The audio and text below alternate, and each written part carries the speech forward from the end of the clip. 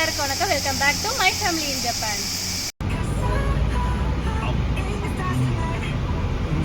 ஜப்பானை பொறுத்தவரையிலும் most of the people என்ன பண்ணுவாங்கன்னா ஒவ்வொரு சீசனுக்குமே பலவிதமான இடங்களுக்கு கேம்பிங் போவாங்க. ஸோ சம்மர் சீசனுக்கு நாங்கள் வந்து ஒரு அழகான ஒரு பிளேஸ்க்கு கேம்பிங் போனோம். அந்த இடம் எப்படி இருக்கு அப்படிங்கிறத இந்த வீடியோவில் பார்க்கலாம் வாங்க.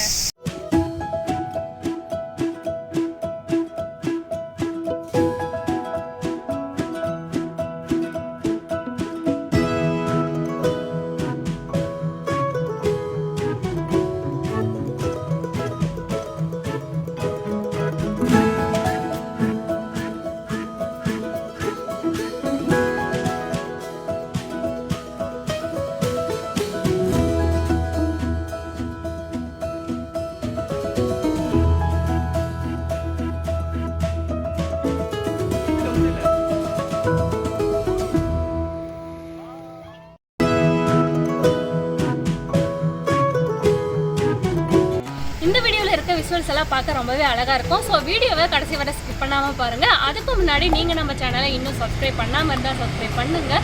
மறக்காமல் பெல் ஐக்கானே கிளிக் பண்ணுங்கள். அப்போ தான் நாங்கள் போடுற வீடியோவை நீங்கள் தொடர்ந்து பார்க்க முடியும். வாங்க வீடியோக்குள்ளே போகலாம். நாங்கள் போயிருந்த இடத்தோட நேம் வந்து கனோதொய்வா. இது வந்து டோக்கியோ மெயின் சிட்டியிலேருந்து ஒரு 2 hours ட்ராவல் பண்ணி போகிற தொலைவில் தான் இருந்தது. ஸோ நாங்கள் இருக்கிற இடம் வந்து எப்படி இருக்குன்னு பார்த்தீங்கன்னா ரொம்பவே வெயில் கொளுத்தி எடுக்கும் சம்மர் டைமில். நம்ம ஊரை காட்டிலுமே சம்மர் டைமில் இங்கே வெயில் ரொம்பவே அதிகமாக இருக்கும். ஆனால் இந்த கனோதொய்வாங்கிற இடத்துல வந்துட்டு பார்த்திங்கன்னா கிளைமேட் அப்படியே ஆப்போசிட்டாக இருந்தது. ரொம்பவே கூலாக இருந்தது. ஏன்னா இந்த இடம் வந்து ஒரு ஹில் ஸ்டேஷன். ஸோ நம்ம ஊர் ஊட்டி கொடைக்கானல்லாம் போனால் என்ன மாதிரி ஒரு கிளைமேட் இருக்குமோ அந்த மாதிரி தான் இந்த இடத்துல வந்து கிளைமேட் இருந்தது. நாங்கள் காரில் போயிட்டு இருக்கும்போது ரோட்டோட 2 சைடும் பார்த்திங்கன்னா எல்லா பக்கமும் மரமாக பச்சை பசின்னு பார்க்கவே கண்ணுக்கு குளிர்ச்சியாக அவ்வளோ அழகாக இருந்தது. இந்த ஹில் ஸ்டேஷனுக்கு ட்ரெயினில் ஒரு குறிப்பிட்ட தூரம் வரையிலும் தான் வர முடியும். ஸோ நாங்கள் வந்துட்டு கார் புக் பண்ணி காரில் ஃப்ரெண்ட்ஸோடு வந்தோம். வர வழியில் இடையில ஒரு சின்ன பிரேக் எடுத்துக்கிட்டோம். அங்கே வந்து பார்த்திங்கன்னா டாய் வெண்டிங் மிஷின் வந்து வச்சுருந்தாங்க. ஜப்பான் வந்து வெண்டிங் மிஷினுக்கு ரொம்பவே ஃபேமஸ்ஸு. ஸோ இங்கே வந்து டாய் வெண்டிங் மிஷின் வச்சுருந்தாங்க. சஞ்சித் வந்து பார்த்திங்கன்னா எங்கே போனாலும் வெண்டிங் மிஷினில் டாய் இருக்கிறத பார்த்துட்டா உடனே அதை வாங்கணும்னு சொல்லி ரொம்பவே ராவடி பண்ணுவான்.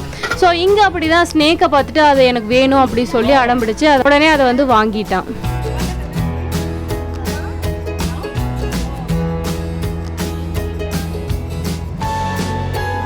நாங்கள் மேலே ரீச் ஆனே ரிசப்ஷனில் கீயை வாங்கிட்டு நாங்கள் தங்க வேண்டிய இடத்துக்கு வந்து போனோம். நீங்கள் இப்போ பார்த்துட்ருக்க இந்த ரோட்டில் இருந்து அந்த ஹவுஸ் வரையிலுமான இடத்த வந்து நாங்கள் யூஸ் பண்ணிக்கலான்னு சொல்லிட்டாங்க.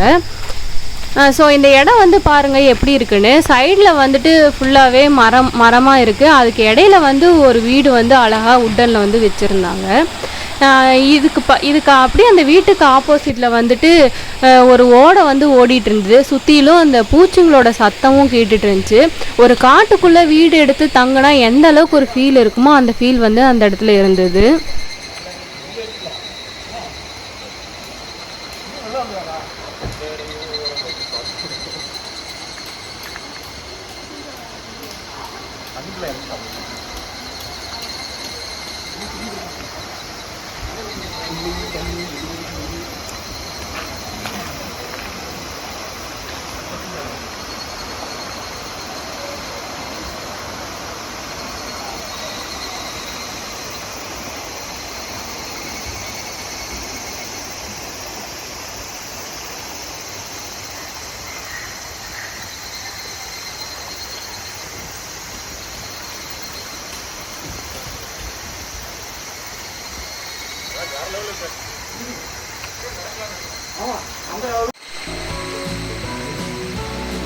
Sanjit, say hi. இந்த ஓடையை பார்த்ததுமே தண்ணியில் விளையாடணுன்னு ரொம்பவே ஆசையாக இருந்தது. ஸோ ஃப்ரெண்ட்ஸ் எல்லாத்தையும் கூட்டிகிட்டு தண்ணியில் விளையாடலான்னு போனோம். சஞ்சித்தும் வந்து ரொம்பவே என்ஜாய் பண்ணிகிட்டு இருந்தான் அந்த இடத்துல. அங்கே வந்து கொஞ்சம் குட்டி குட்டி மீன் நண்டு அதெல்லாமே கூட இருந்தது. நாங்களும் அதில் வந்து பிடிக்க ட்ரை பண்ணி பிடிச்சி விளையாடிட்டுலாம் இருந்தோம்.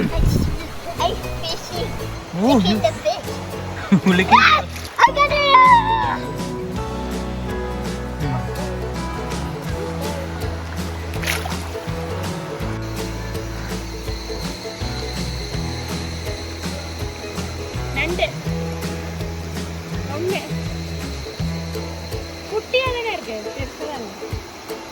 நாங்கள் போன அந்த சமயம் பார்த்திங்கன்னா கொஞ்சம் ஜாப்பனீஸ் பீப்புளும் வந்து ஃபேமிலியோடு வந்து வந்திருந்தாங்க. அவங்களாம் வந்து என்ன பண்ணிகிட்டு இருந்தாங்கன்னா டே கேம்ப் மாதிரி அரேஞ்ச் பண்ணி வீட்டிலேருந்தே டென்ட்டெல்லாம் கொண்டு வந்து அங்கே வந்து குக் பண்ணி சாப்பிட்டுட்டு இருந்தாங்க.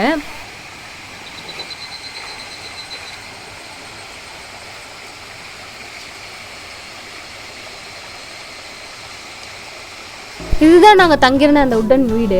இது பார்க்க வந்து டூப்ளெக்ஸ் வீடு மாதிரி இருந்தது. மேலே வந்து தத்தாமி இதெல்லாம் வந்து போட்டிருந்தாங்க. ஸோ படுக்கிறதுக்கு தேவையான திங்ஸும் அங்கேயே வந்து வச்சுருந்தாங்க. கீழே வந்து பார்த்திங்கன்னா ஒரு கிச்சன் வந்து வச்சுருந்தாங்க. பக்கத்துலேயே வந்து பால்கனி மாதிரி கொடுத்துருந்தாங்க. இந்த இடத்துல வந்து பார்பிக்யூ செஞ்சுக்கலாம் அப்படின்னு சொல்லியிருந்தாங்க. ஸோ வந்து நாங்கள் ஈவினிங் வந்து 6 o'clock ஆனதும் வந்து பார்பிக்யூ செய்ய வந்து ரெடி ஆனோம்.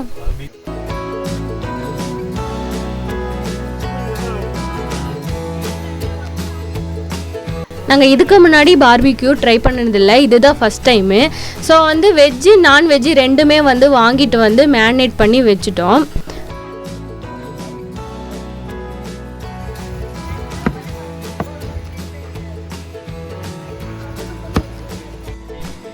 அதுக்கப்புறம் ஒவ்வொன்றா க்ரில் பண்ண ட்ரை பண்ணோம். ஃபஸ்ட்டு வந்து அன்னாச்சி பழத்தை தான் வந்து நாங்கள் ட்ரை பண்ணி பார்த்தோம். அது டேஸ்ட்டு வந்து ஃபஸ்ட் டைம் சாப்பிட்டோம், ஆனால் வந்து ரொம்பவே பிடிச்சிருந்தது எங்களுக்கு.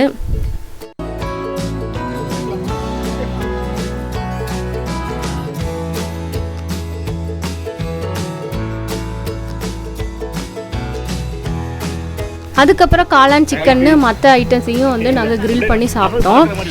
ஈவினிங் டைமில் இந்த மாதிரி ஃப்ரெண்ட்ஸோட இப்படி ஒரு அவுட்டிங் வந்து உட்காந்து சாப்பிட்றது எங்களுக்கு ரொம்பவே ஹாப்பியாக இருந்தது. ஒரு வித்தியாசமான ஃபீலாகவும் இருந்தது. ஒரு ஊதி விடு எழுந்துருவாங்கிற மாதிரி பாட்டு போட்டு விடு. போதுமா, பொறுமையாக பண்ணலாம். ஆனால் ஒரு ஊதுங்க. அது ஆல்ரெடி பத்தி எரியுது. பரவாயில்ல ஊது. அப்படிதான் அப்படிதான்.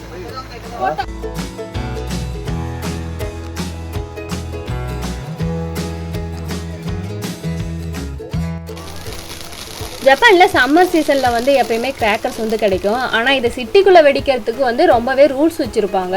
ஸோ வெடிக்கிறது கொஞ்சம் கஷ்டம். ஆனால் இந்த மாதிரி கேம்பிங் போகும்போது வெடிக்க சில இடங்கள்ல அலோவ் பண்ணுவாங்க. இந்த இடத்துலையே அதே மாதிரி அலோவ் பண்ணியிருந்தாங்க. ஸோ நாங்கள் கிளம்பும் போதே கொஞ்சம் கிராக்கர்ஸ் வந்து குழந்தைங்களுக்காக வாங்கிட்டு வந்திருந்தோம். ஸோ அவங்க வந்து என்ன பண்ணாங்க, கொஞ்சம் இருட்ட ஆரம்பித்ததும் கிராக்கர்ஸ் வெடித்து ரொம்பவே என்ஜாய் பண்ணிட்டு இருந்தாங்க. இவங்க வெடிக்கிறத பார்த்து எங்களுக்கும் ரொம்பவே ஜாலியாக இருந்தது.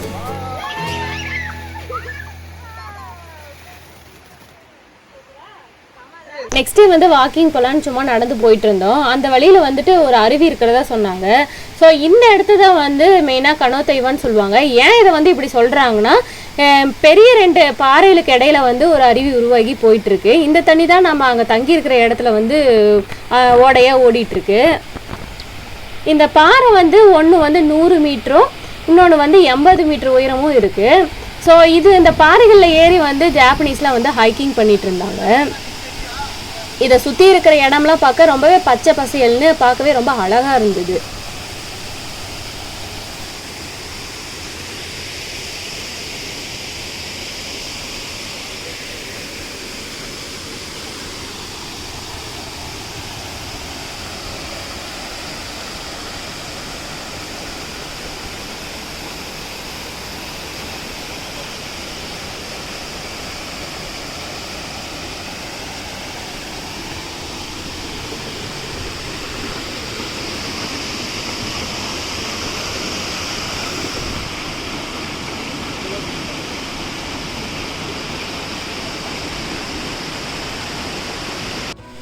இது வரைக்கும் சிட்டிக்குள்ளே வந்து இருந்துட்டு இந்த மாதிரி காட்டுக்குள்ளே வித்தியாசமான ஒரு அனுபவத்தில் இருந்தது வந்து ரொம்பவே த்ரில்லிங்காக இருந்தது எங்களுக்கு.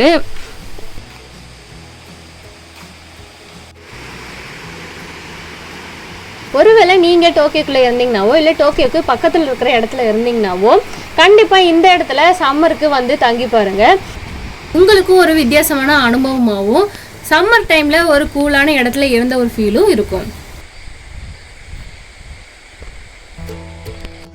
இந்த வீடியோவில் ஜப்பான் சம்மர் டைமில் எப்படி இருக்குங்கிறத பார்த்து தெரிஞ்சுட்டு இருந்திருப்பீங்க. இன்னொரு சுவாரஸ்யமான ஜப்பான் பற்றின விஷயங்களோட நான் உங்களை சந்திக்கிறேன்.